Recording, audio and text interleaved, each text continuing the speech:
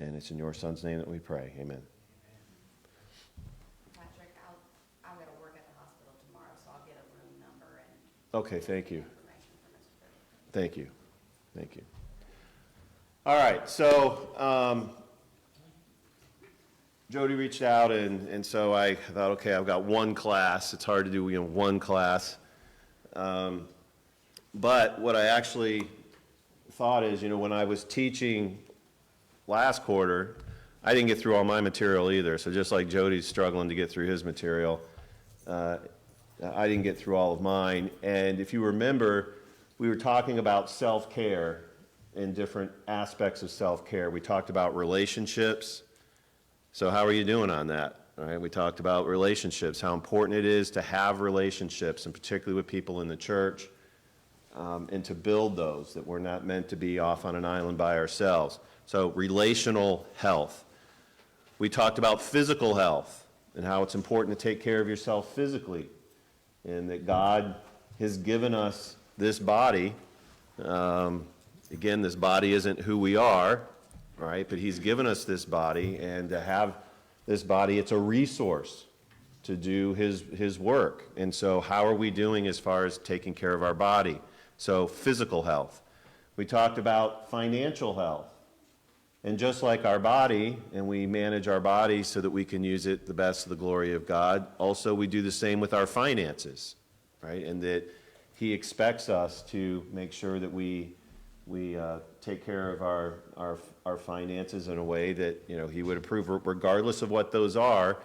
You look at the parable of the talents, and whether you have your 1 talent, 10 talent, whatever it might be, he expects us to manage those things. And then we talked about mental health. Something that we don't talk about that much in the church, right, is mental health.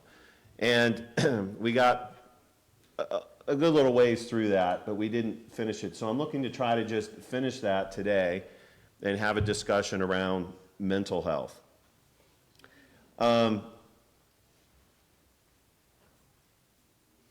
When you think about self-care, again, from a mental perspective, and I know we covered a little bit of this, but it's been almost 3 months. So when you think about mental health and taking care of yourself mentally, what comes to mind?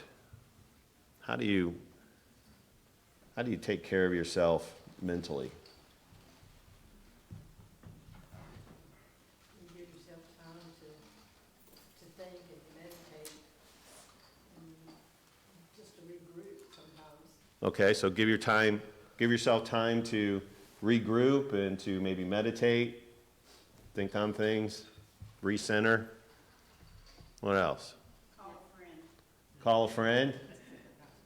Okay, so it gets back to the relationships piece. So we talked about how they're all connected. So to have good mental health, it's good to have relationships. Okay, what else? Coping mechanisms. Coping mechanisms for what? Stress. Okay, so we get stressed, don't we? I mean, stress Can be good or bad. stress could be good or bad, right? Most of us deal with positive stress better, but stress is stress. We can have a lot of good things going on in our lives as we're moving. It's stressful, I can tell you, but it's a good thing, okay? And where does stress occur? Everywhere. Yeah, and what do you mean by that? I mean, all parts of every part of life. And it can put your mind, your body, physically, mentally. Yeah, so I mean, stress, it's all, to your body, it's connected. I mean, we can be stressed in many various ways.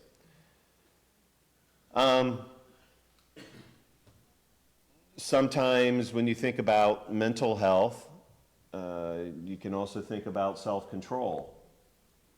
Right? If you have self-control or you don't have self-control, where does that start? It's in your mind, right? It's in your head. It's how you think about things. And being able to control self starts with what's going on here. And some of us do better than that than others. And I'm actually going to spend, because where we ended, and we didn't get time, is we were talking about addiction. So we don't talk about addiction enough in the church, in my mind, and we don't think deeply enough about addiction. But before we get to that, another challenge, right, about maybe self-care, or what does self-care look like, is what about self-confidence? How does that play into mental health? Your mind's gotta be able to let you know that you're confident to do something, so that's back into your mind, Okay? and your heart too, I guess. Is self-confidence an issue? Why is self-confidence an issue? I mean, what does it matter if you're confident or not confident in yourself? Self-confidence helps you in every part of your life. If you, especially when something happens that is unexpected, if in that particular time you have some self-confidence, normally you'll still be able to handle it. And it could be something simple, or it could be, something that's going to take time and effort. But if you try to be confident in yourself and help others be confident in themselves, then normally you can try to handle it, and it works. It doesn't work all the time, but it works most of the time. Okay? Do you think self-image is hand in hand with self-confidence? Is self-image hand in hand with self-confidence? That was a question. What do you all think? I think it plays into it. Plays into it. Plays into it considerably, and I think that is something that we, not to go off on a tangent, but like we discussed before, not think, how you present yourself and how you carry yourself, and that confidence plays in, like you say, in every role of your life. If we're not confident in ourselves, in our daily living, how are we gonna share the word of God with other people? And then what we went back to, the health playing into that, and your self-image of how you portray yourself, see yourself, present yourself. Again, going back to our bodies being the temple of God and taking care of them and all of that, like we're committed to, I think we forget about that sometimes. And that can go down that rabbit hole of playing into your confidence in yourself or not. But also, just your interactions with people, and are we welcoming other people to interact with us, to build our confidence, but to share the word of God with them. Okay? So, yeah, Si. Self-confidence, and I'm a fireman, and I know this because I know a bunch of firemen, and we as firemen ride a very fine line of self-confidence and arrogance. And it goes back to what we do, and, that kind of thing, but it's something with self-confidence can sometimes lead to arrogance if you don't manage yourself in that. Yeah, self-confidence can lead to arrogance. So think about going into war. Let's say you're going to go into a battle. Do you think the outcome is partially determinate if you're trained, or if you're confident in your training, right? Like, so think about just when a stressful event comes up in your life. If you have no self-confidence that you can handle this event, your stress goes off the charts, right? Because, I don't know how I'm going to do this, and others could have that same event come into their life, and they're like, I know a path, right? I know how to do this. To Si's point, though, what comes up a lot is that I know how to do this. I'm ready to do this, right? And then at some point, pride can come in, and you become overconfident. And we know where pride leads us, right? What's the scriptures tell us? Right? Pride cometh before a fall. And so we need to be careful and realize that as Christians, I actually feel good that I don't have to be so amazing. Why? Why don't you have to be so amazing as a Christian? Because God's amazing. Right? And the things that matter, God will. And you have to have faith that God will. So it's brutal to have good mental health in the world. I don't know how people do it without God, because they have to be everything.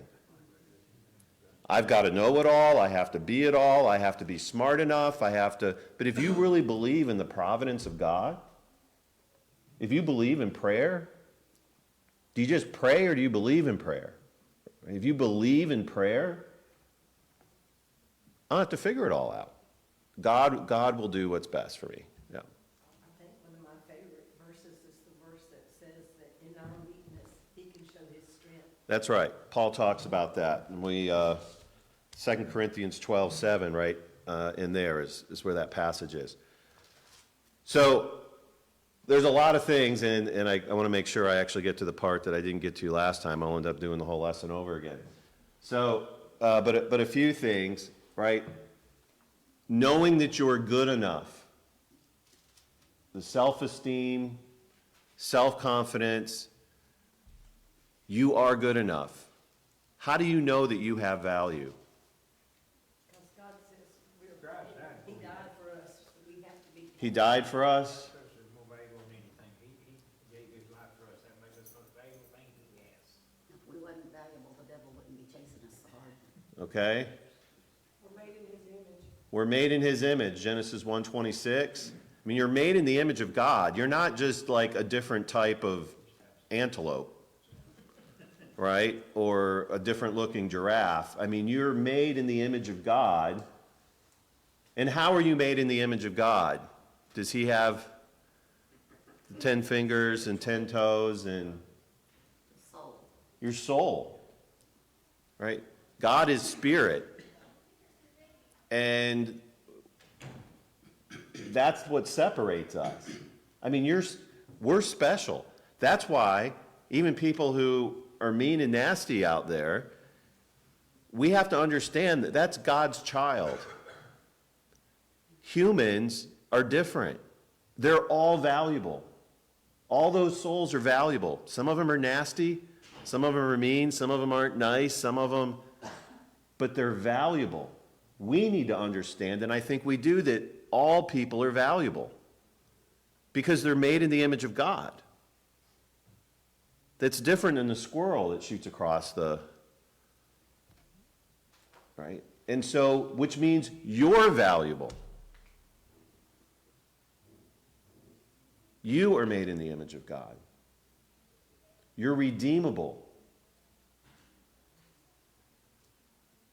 So when we think about self-confidence, and it's easy in this world, and I've talked about it before, I don't look this way, I'm not tall enough, I'm not short enough, my hair's curly, it's straight, it's too thin, it's, my lips aren't thick enough, my, whatever it might be, my nose is too big, my forehead's too big, whatever it is, it's just a body, right? It's a body. And I know we get a little obsessed with our body, but it's a body. Okay, I'm going to move to addiction because that's where I really want to spend some of our time because we almost never talk about that. So, when you think about anxiety and stress, what did the Lord tell us about stress? He tells us to be anxious for nothing. Be anxious for nothing, he tells us. To be anxious for nothing, all right? And that's Matthew 6:24 and following, 24 through 34.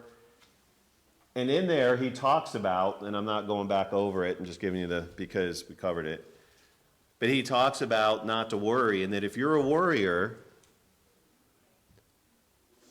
he says in there basically because you're relying on self is the implication. He tells you not to worry. Why shouldn't you worry? Because the Father knows what? He knows what you need.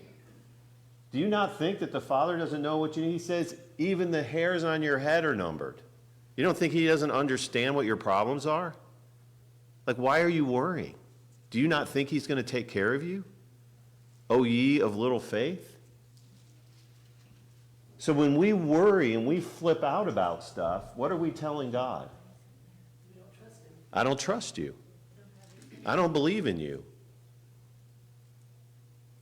How do you think Paul and Silas, what were they doing in prison? Praising God.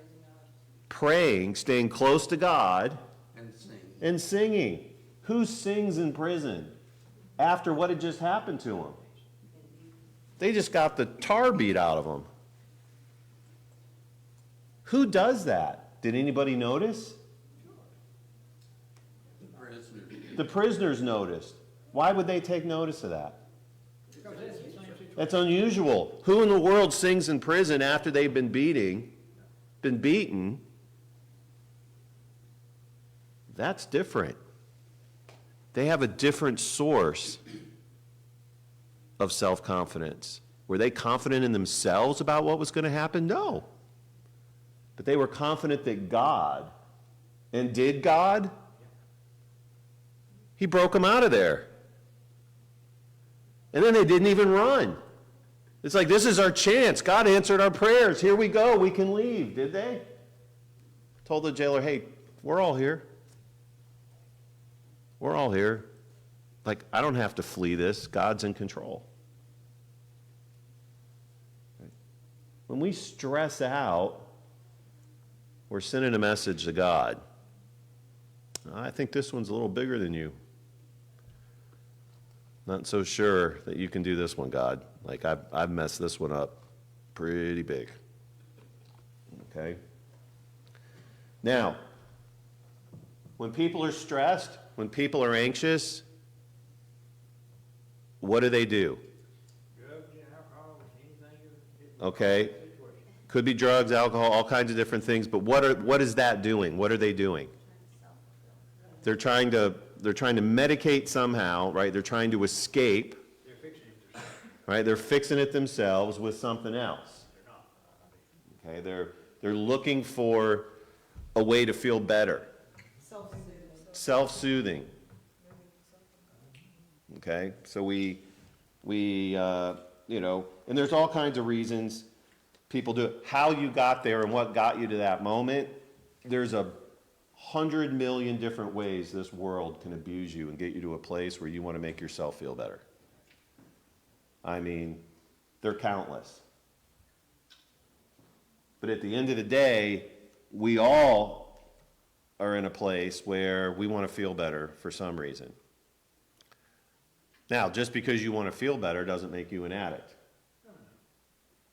Okay, because it's normal that we're in this life, we're going to have a hard time, and something's going to come our way. And we don't enjoy being, in pain. However, there might be more of us that are addicts than we realize.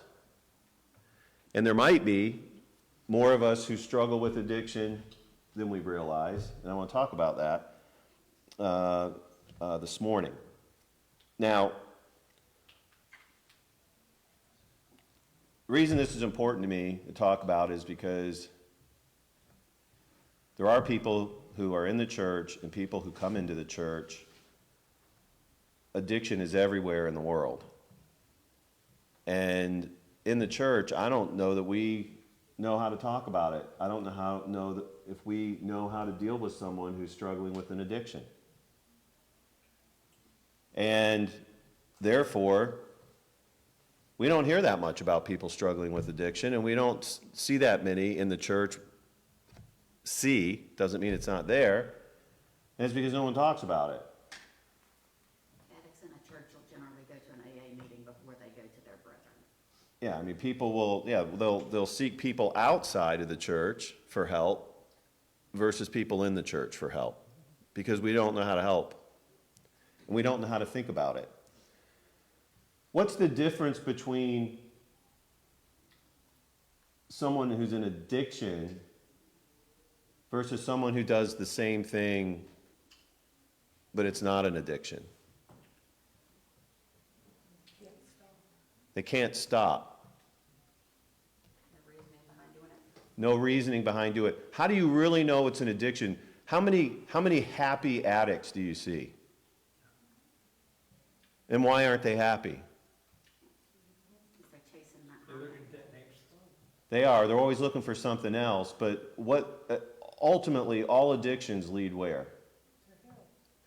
Well, ultimately, yes, you're right. A downward That's really ultimately. Ultimately, on this earth, all addictions kind of lead. Eventually, you end up in a dark hole eventually. You have to. It's self-destruction. Yes, it is.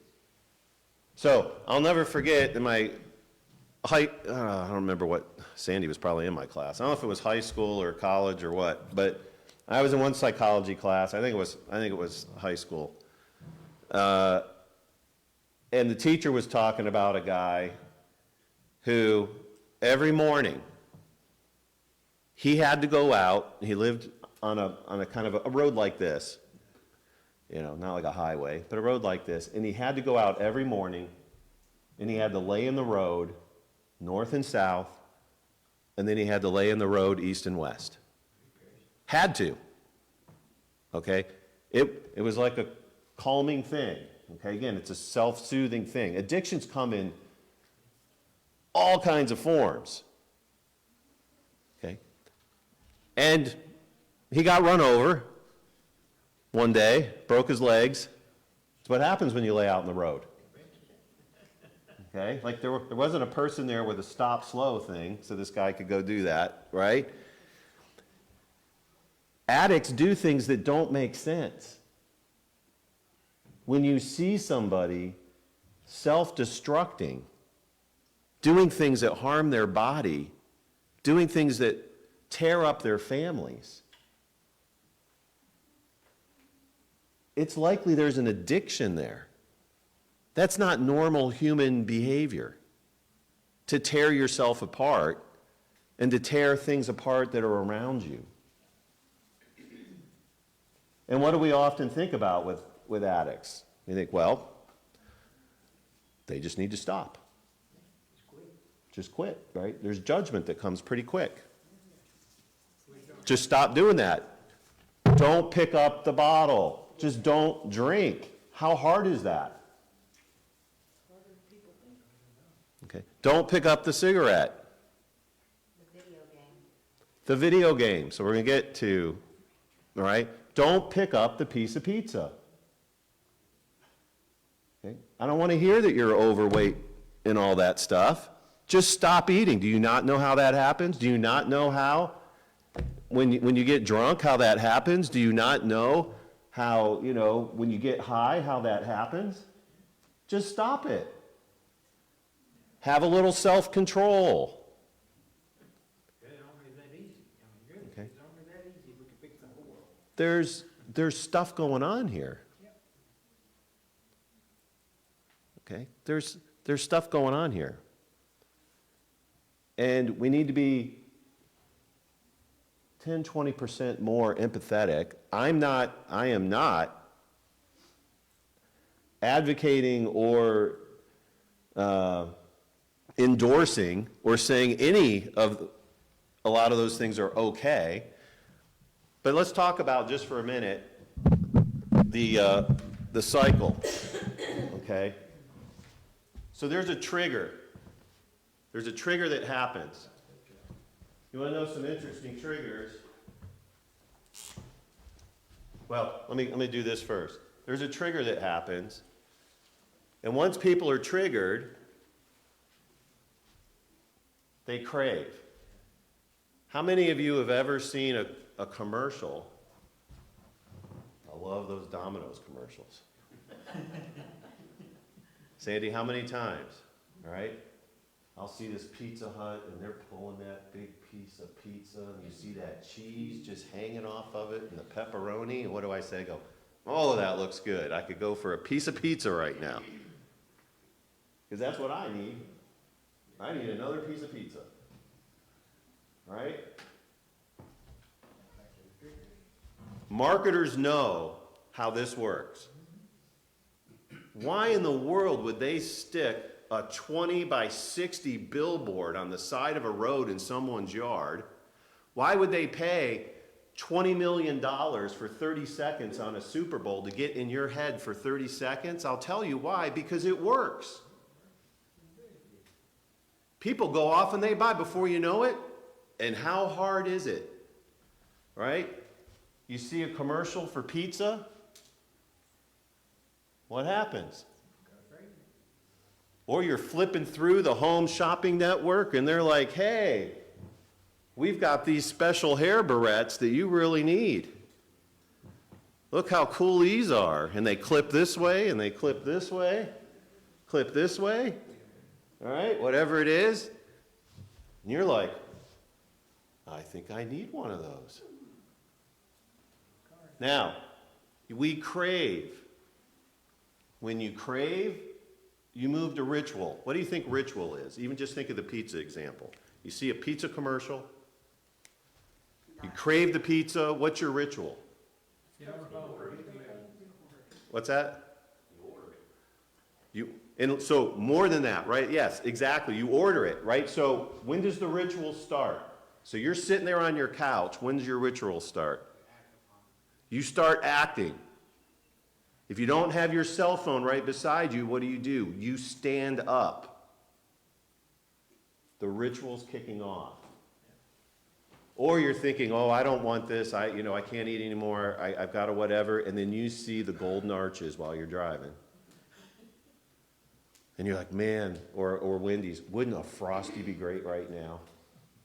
I love a good Frosty. Okay? When's the ritual start? When you start turning over this lane. Okay? Just because you get a Frosty doesn't mean you're an addict. But we get addicted to what? Food. More specifically, sugar, caffeine. Instant gratification. Right? All of those things because it feels good. It tastes good. It's good stuff. Right? For an addict, once you start in ritual, these poor people, when you say, just have more self-control, you think about pornography. You have an issue with pornography? You get triggered by something visual, something, someone, whatever it might be, something in a movie, and you start craving. The second you reach for that laptop or your phone or you click on a different site, you're in ritual. And for an addict, once they start I'm just going to go to ritual, it takes an act of God for them not to go to action. They're going to get that joint, they're going to get that fix. Whatever that fix is, they're going to sit there, and then the person's going to say, and would you like to upsize that Frosty? Yes, please. I would. Okay? And then what happens? You feel bad about it. Then you feel bad about it. You're like, what in the world? I mean, I ate this thing in 27 seconds. I got Frosty in my eyebrows. Okay? I mean, I dove headfirst into this thing. Okay? I got a piece of pepperoni in my hair. And then I'm like, what am I doing? Like, I couldn't just wait? Seriously? What did I just do? How fast did I eat that thing? Am I starving? I'm not starving. And we feel bad about it. Shame is one of the biggest, what? Triggers. This is a hopeless cycle. It's horrible.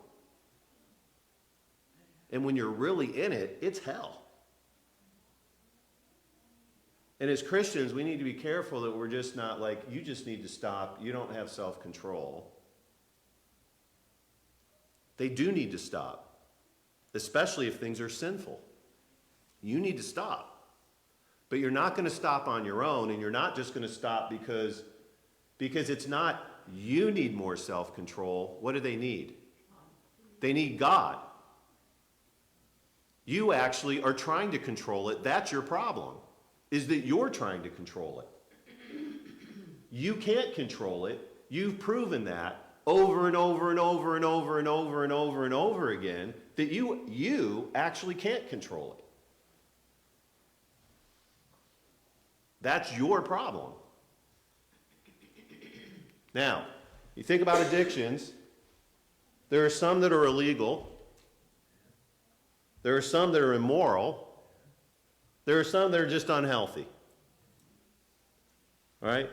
So let's talk about some of the unhealthy ones for a minute. What are some of them that we've... Sugar, and I don't have enough room over here. There's no reason. Okay, sugar. I'll just put food. Yeah.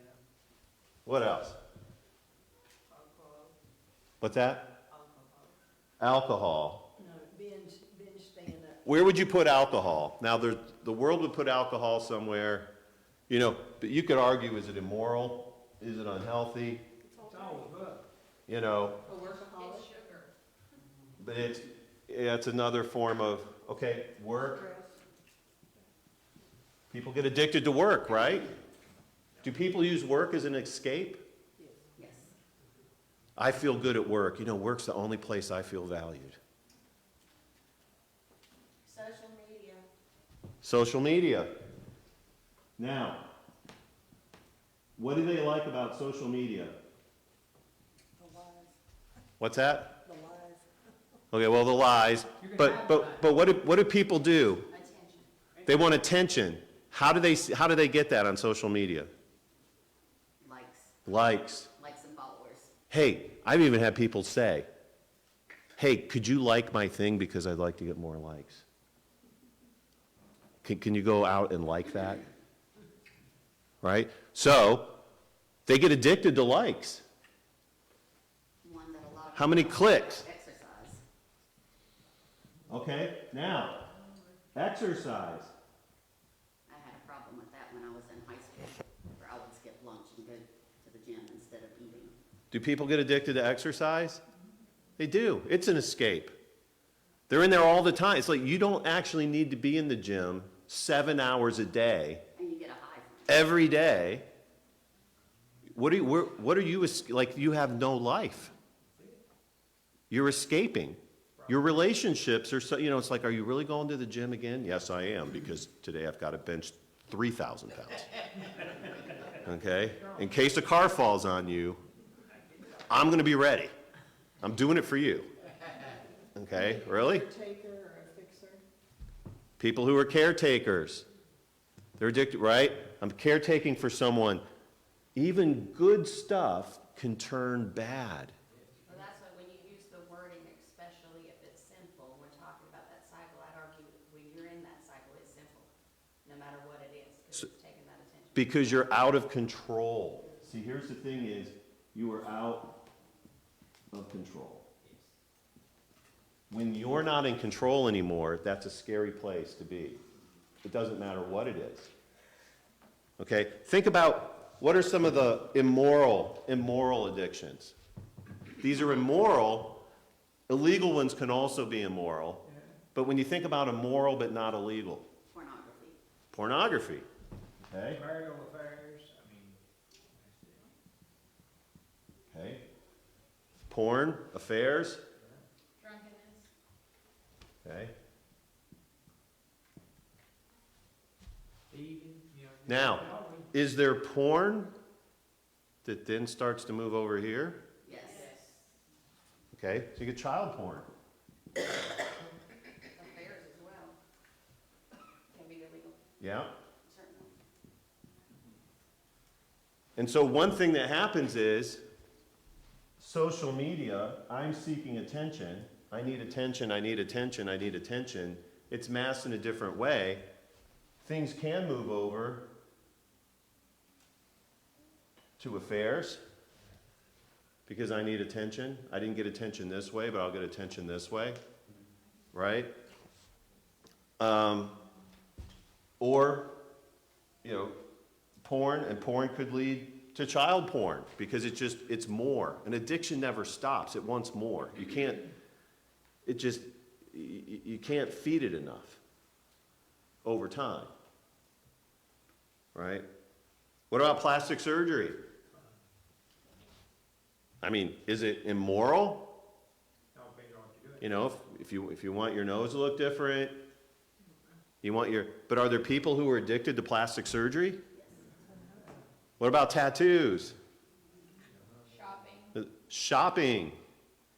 How many pairs of shoes do you need? Right? You look at, one more, right? One more pair. Gaming. You start to see, right, humans, they get off track pretty easily.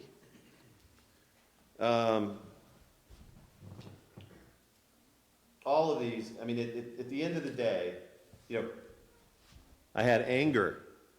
Do people get addicted to anger? We get addicted to feelings. You can get addicted to feelings, that you want to feel a particular way. Some people, they love being angry. They act like they don't, but they actually do. They get a buzz off of being angry. It's chemical. Well, that too, I mean, you're doing a great job of pointing out, I think part of the reason we don't talk about this in the church is because we think, and it was everybody's first answer here today, right? Like drugs and alcohol. When we think addiction, drugs and alcohol. Everything that we're discussing, it is the exact same portions of your brain that are triggered, that are working and not, that are inflamed and not, that's releasing, you know, dopamine and all these things that cause every bit of this. So I think a lot of times, just from what I've experienced, people get really judgy real quick, or justifying these others. Well, I have an overeating habit, but I'm not addicted to pot, or I don't snort cocaine. Yeah. It's the exact same thing. Yeah, And when you right. can wrap your brain around that, that's where the empathy comes from that you're talking about that we need to have, and realizing that addiction has a hold of you no matter what it is. I've got guys in recovery right now that are in the same recovery program for everything up on that board. Yeah. Electronics is being treated exactly like the cocaine. Look at Romans 6. Exactly right. Look at Romans 6. I did a whole nother Sunday and I still didn't get through this. Because now I was going to get to all my passages.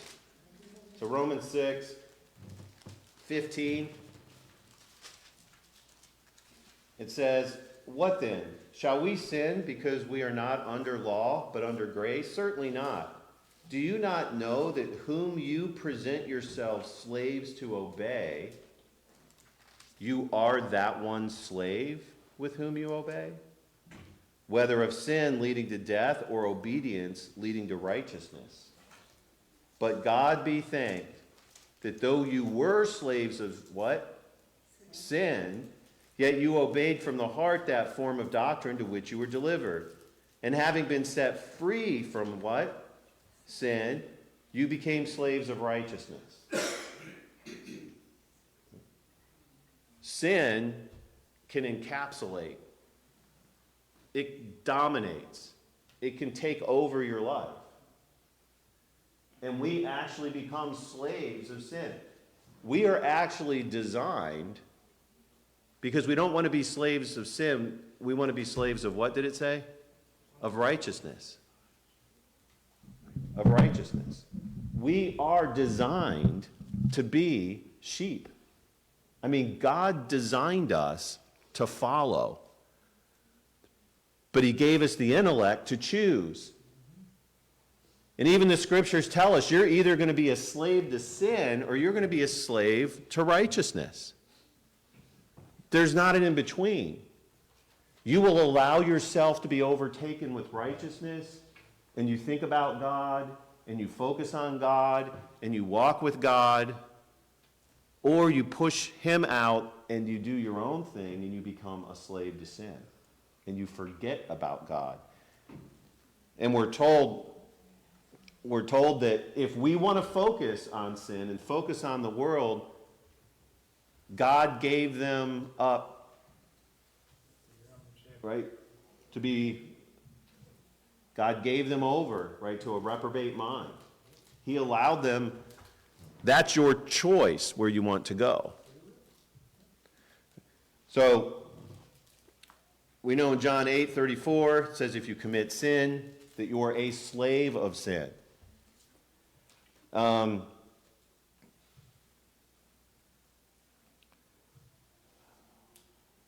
Look in Romans 1.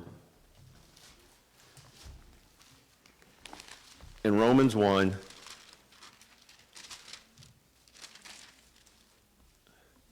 in verse 24, it talks about how God gave them up to uncleanliness, right? To the lust of their hearts, to dishonor their bodies among themselves, and that comes in all different ways.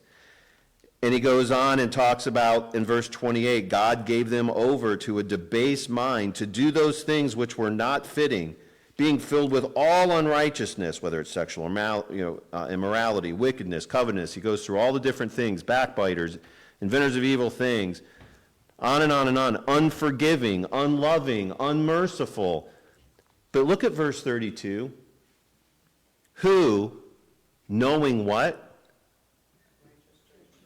The righteous judgment. Knowing the righteous judgment of God, that those who practice such things are deserving of death. Knowing that, what do? They not only do it, but approve. Not only do it, but they approve. How is this different than the guy laying out in the middle of the road and getting his legs run over? This is how powerful sin is. And addiction is part of that. Knowing, have you ever done, you talk to an addict, is they're like, hey, I think this stuff's fantastic for me. No, they get it. After the action and they're rational and they come back down, they're like, I'm killing myself. And then what do? They crave it again, and they're right back out there. That's a sickness. There's a spiritual sickness that says they're involved in all of these things. You all, some of you are involved in these things. We're involved in these things. And knowing the righteous judgment of God, knowing he's going to judge you, knowing that this leads to death, not only do you do it, but you approve of others. Is that not sickness? Is that not self-destruction? But I don't want to end my class there, because that's a little depressing. I don't want to trigger anybody. So let's move over to Romans 8:31, because the bell's ready to ring. Romans 8:31. What then shall we say to these things? What if God is for us, what? Who can be against us? He who did not spare his own son, but delivered him for us all, how shall he not with him also freely give us all things? Do you not believe that God will give you all the things you need? Who shall bring a charge against God's elect? It is God who justifies. Who is he who condemns? It is Christ who died, furthermore is also risen, who is even at the right hand of God, who also makes intercession for us. Who shall separate us from the love of Christ? Addicts feel so empty. They're looking to fill themselves with something. Who's going to separate you from the love of God? Shall tribulation? Are you going to let tribulation or distress or persecution or famine or nakedness or peril or sword? As it is written, for your sakes we are killed all the day long. We are counted as sheep for the slaughter. Yet in all these things we are more than conquerors through him who loved us. Through who? Through Christ. Through him, not through your own strength. You're going to be more than a conqueror through Christ. For I am persuaded that neither life nor death nor angels nor principalities nor powers nor things present or things to come, height, depth, any other created thing, nothing shall be able to separate us from the love of God which is in Christ Jesus our Lord. That's what we have to offer an addict. That's what we have to offer each other. Let's not get so distracted by the self-destruction behavior. And let's have some empathy. We don't condone this. Not condoning this. There's some bad, and there's consequences to this stuff. But let's understand where we are and how our behaviors often, we're not that far away. Okay? We just judge on this scale. Okay? Thanks.